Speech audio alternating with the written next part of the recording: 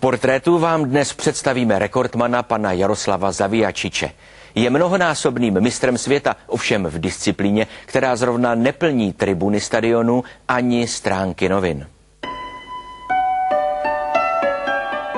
Tatínek byl náčelník župy slovácké. Někdy tady mám dokonce připravený jeho sokolský kroj, který zůstal jako velká vzácná památka. Tím pádem měl bezvadnou knižnici a já byl úžasný sportovec teoretik, ale hodně teoretik. A protože zrovna tak velkým činovníkem Sokola byl tehdejší ředitel, tehdy se to ani nemenovalo obchodní akademie, ale prostě pánové se domluvili, řekl dej kluka ke mně, a tak jsem se stal studentem Hodonínské obchodní akademie, kterou miluju dodnes, a tam díky skvělému ovzduší, výborným kantorům jsem se naučil dobře německy, dobře psát na stroji, dobře stenografovat a konkrétně to psaní na stroji jsem pak převáděl díky zase tatínkovi knižnici do metod, které jsou velmi podobné stejným metodám, jaké používají například atleti. Lehký atlet také nedělá pořád jenom ten svůj výkon, ale ten svůj výkon si rozdělí na jednotlivé fáze a ty separátně trénuje a tím je ten trénink daleko efektivnější. A toto jsem začal v podstatě vyvíjet už v roce 1954, vyvíjí se to dodnes a je to nejúspěšnější metoda výuky a tréninku ovládání klávesnice na světě, protože kdyby ne jí, tak asi by česká reprezentace z 89 medailí, které byly rozděleny na posledním světovém šampionátu, jich nezískala 54. A ta moje láska tady k tomuto sportu skutečně mě provází celý život, takže vlastně můj život bych charakterizoval slovy život s klávesnicí. Psaní na klávesnici by mělo být součástí obecné gramotnosti dneska.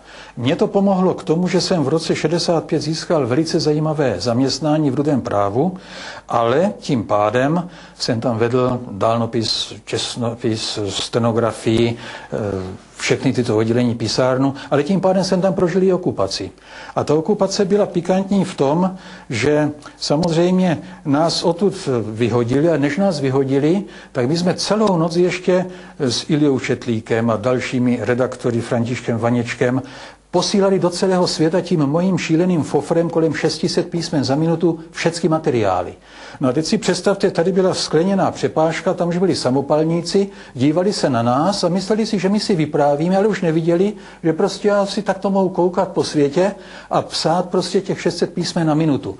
Dopadlo to tak, že pak jsem posílal do Dagens Nyheter do Švédska strašně moc materiálu. V roce 1997 pak udělali obrovskou reportáž a dokonce, když vydali knížku, tak tam napsali celou kapitolu Náš neznámý přítel z Prahy, protože já jsem se jim samozřejmě neprozradil a byla to opravdu jenom možnost taková, že kdybych neuměl tak rychle psát a naslepo, tak nikdy bych tohoto nedosáhl. Talent pro ovládání klávesnice je nejenom, jak se na první pohled zdá, člověk, který má šikovné prsty, ale musí to být člověk dobrý čtenář, musí být schopen se koncentrovat, aby byl talentovaný i pro soutěžení. Tak musí být hodně férový, musí mít sportovního ducha, musí umět prohrávat, díky těm prohrám se musí umět poučovat a musí dokázat mít radost z vítězství, ale k tomu vítězství se snažit také dospět poctivým způsobem. Takováto gramotnost je v podstatě limitující rozvoje lidské společnosti v mnoha směrech, protože bezprostředně souvisí s textem. Jestliže dneska četujeme, a já se rád zapletu do četu i mládeže, a je tam někdo, kdo je schopen odpovědět pouze nějakým ahoj a napsat smajlík, tak zaručeně je to člověk, který hledá písmenka. Ale když je tam někdo, s kým je možno si inteligentně povídat, který vám posílá myšlenky, ucelené věty, tak ten samozřejmě píše. A to psaní zdánlivě je řemeslo. Protože my si představujeme, ano, nemusím hledat, ale píšu a dívám se a poslouchám si, ale vtip je v tom, že ten, kdo hledá, tak se napíše něco velice rychle, Po letech se to samozřejmě naučí, zjistí, že je tam chyba, tak to potom zase hledá, opraví, ale to podstatné je, že mezi tím zapomene, co chtěl říct. Takže on nejenom, že ztrácí čas, ale on hlavně ztrácí myšlenky. A myšlenky, to je to nejcennější, co lidstvo má. Mistrovství světa ve zpracování textů se koná jednou za 2 roky. Poprvé bylo v České republice, tedy v Československu, v roce 1963 a podruhé v historii teďka letos. A toto je právě ta vlajka Intersteno, toto je k tomu logo toho 46. kongresu Intersteno. Na tuto vlajku máme vlastně jenom my zde a teďka už v Číně, protože s ní budou šňořit sál příští soutěže. Ale to je současnost. Pro mě je naprosto unikátní tady tento psací stroj, protože je to jenom jeden ze 3 psacích strojů, na kterých lidská ruka, tady to byla moje, vyťukala více než 18 000 úhozů za 30 minut. To je ta bájná rychlost 10 za vteřinu. A díky tomuto stroji jsem se stal kdysi vicemistrem světa. A toto je jeden z těch pohárů, to byl pohár Vysočiny, který je pro mě sladkobolný, protože vždycky je člověk šťastný, když má nějakou trofej, nějakou radost. Ale já jsem na tom poháru Vysočiny tehdy právě byl nominovaný na mistrovství světa v roce 1971, kam mě potom z jiných než sportovních důvodů nepustili. Nejenom, že Rakušané mi tehdy velmi pomohli, že jsem mohl trénovat Rakousko, ale také firma IBM mě angažovala a já jsem se stal jejich lektorem, že jsem 10 let pracoval v IBMce a učil jsem lidi ovládat jednak takovéto elektronické psací stroje, ale potom ještě daleko složitější ty všelijaké automaty. No a dneska stále se snažím ještě bádat nad něčem novém a co nemáme v České republice, to je stenografovací stroj. Toto je konstrukce amerického stenografovacího stroje, toto je konstrukce čínského stenografovacího stroje.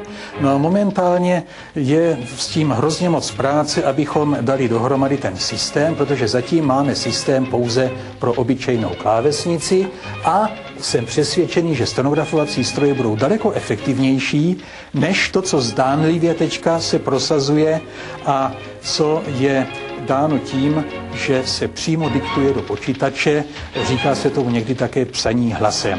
Vynikající metoda, ale musíme být velmi opatrní v tom, abychom ji nenasazovali tam, kde je daleko výhodnější psát raději z klávesnice. V této skřínce jsme shromáždili významnou část trofejí, na kterých já mám jenom malý podíl, jenom trenérský podíl. Všechny je vyhrála moje spolupracovnice, metodička a vedoucí vlastně internetové školy ZAV Helena Matoušková. Tady tento detail 928, to je číslo, které nenechává v klidu spousty závodníků na světě, protože to je hodnota jejího světového rekordu.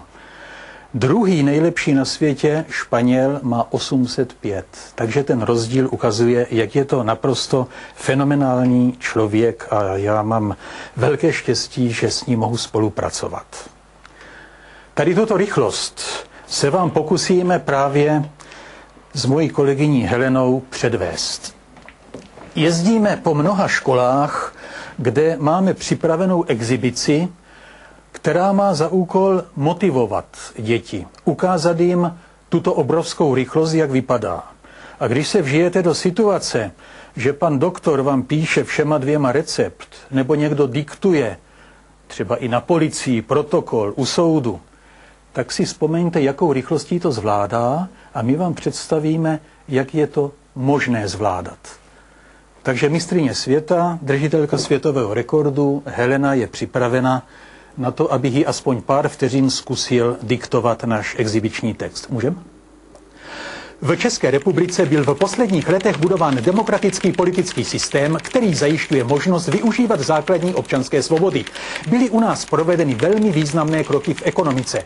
V politické, ekonomické a také v občanské dimenzi života naší společnosti vznikl dostatečný prostor pro svobodné rozhodování a iniciativu každého z nás. A právě to byl základní cíl, který jsme si kladli.